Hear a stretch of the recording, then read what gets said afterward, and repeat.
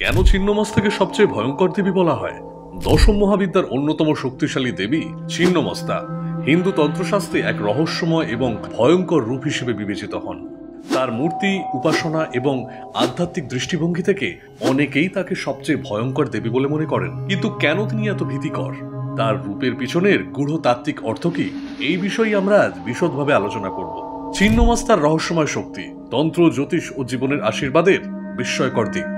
ছিন্নমস্তা হলেন এক হিন্দু দেবী। তিনি ছিন্নমস্তিকা, গুপ্ত দুর্গা বা প্রচণ্ড চণ্ডিকা নামেও পরিচিতা। মহাবিদ্যা নামে পরিচিতা যে 10 দেবীর পূজা গুহ্যতান্ত্রিক সাধনার অঙ্গ, ছিন্নমস্তা হলেন তাদেরই অন্যতমা।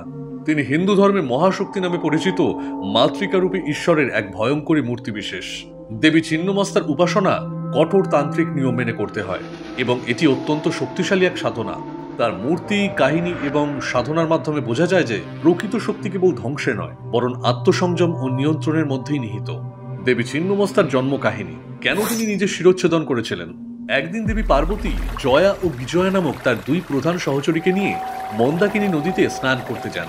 স্নান শেষে জয়া ও বিজয়া তীব্র ক্ষুধার্ত হয়ে দেবীর কাছে খাবার চান।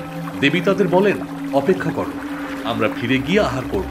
কিন্তু তাদের ক্ষুধা এত তীব্র ছিল যে তারা বারবার আহারের জন্য অনুরোধ করেন। তাদের এই আকুলতা দেখে দেবী করুণারসী হয়ে নিজ নখ দিয়ে নিজের শিরচ্ছেদন করেন। ফলস্বরূপ তার গলা থেকে 3টি রক্তধারা প্রবাহিত হয়। প্রথম ও দ্বিতীয় ধারা জয়া ও বিজয়ের মুখে প্রবেশ করে। তারা তৃপ্ত হন। তৃতীয় ধারা দেবী নিজেই পান করেন, কারণ তার শক্তি পুনরুজ্জীবনের প্রয়োজন ছিল। এই ঘটনা আত্মত্যাগ, মাতৃত্ব এবং কৃপার প্রতীক। এটি বোঝায় যে একজন মা বা শক্তির উৎস নিজের সবকিছু ত্যাগ করেও তার ভক্ত বা সন্তানদের রক্ষা করেন। দেবী ছিন্নমস্তার প্রতীকী অর্থ।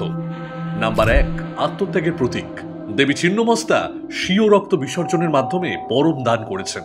এটি বোঝায় যে আত্মত্যাগী প্রকৃত শক্তির প্রকাশ। মহাশক্তি নিজেকে বিলিয়ে দিয়ে অন্য শক্তি দান করতে পারেন। এটি তার মাতৃত্বের চরম রূপ। নাম্বার 2, শক্তির নিয়ন্ত্রণ ও সংযম।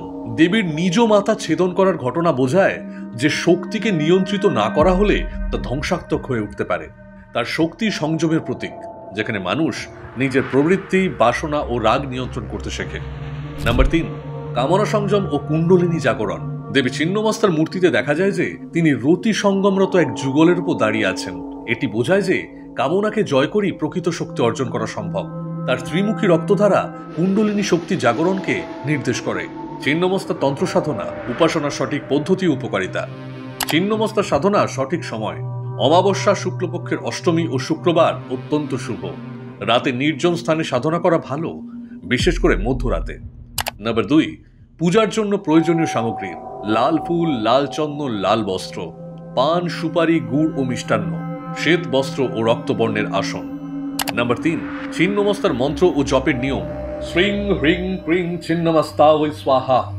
দেবী ছিন্নমস্তার উপাসনার উপকারিতা: কুণ্ডলিনী শক্তির জাগরণ, শত্রুনাশ ও বাধা দূরীকরণ, দারিদ্র ও আর্থিক সমস্যা থেকে মুক্তি, কর্মজীবনে উন্নতি ও সাফল্য, মানসিক শক্তি ও আত্মনিয়ন্ত্রণ।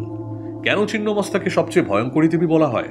দেবী ছিন্নমস্তাকে সাধারণত ভয়ঙ্কর মনে করা হয় কারণ তার উপাসনা কঠিন এবং কঠোর নিয়ম মেনে করতে হয়। ভুল উপাসনা করলে বিপর্যয় ডেকে আনতে পারে। তিনি কামনা সংযম ও আত্মত্যাগের প্রতীক। সাধারণ মানুষ জীবনের কামনা বাসনা ত্যাগ করতে চায় না, তাই তার শক্তি বোঝা কঠিন। শ্রীং হ্রিং ক্লিং ঐং বজ্র বৈরচ্চ নিয়ে হু হু ফট স্বাহা। ছিন্নমস্তা দেবীর মন্ত্র জপের অলৌকিক ফলাফল: শক্তিশালী আত্মবিশ্বাস ও সাহস, শত্রু দমন ও বিপদ মুক্তি, আর্থিক সমৃদ্ধি ও আকস্মিক অর্থপ্রাপ্তি, আত্মশক্তি বৃদ্ধি ও আধ্যাত্মিক উন্নতি, বিবাহ ও সম্পর্কে সমস্যার সমাধান, ভয় ও দুশ্চিন্তা দূরীকরণ।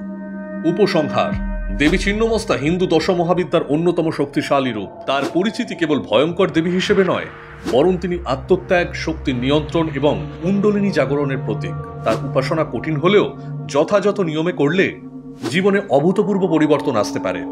আপনার মতামত জানাতে ভুলবেন না। ছিন্নমস্তা দেবী সম্পর্কে আপনার কি অভিমত? কমেন্টে জানান। আমাদের চ্যানেলটি সাবস্ক্রাইব করুন এবং নতুন ভিডিওর আপডেট পেতে বেল আইকনে ক্লিক করুন।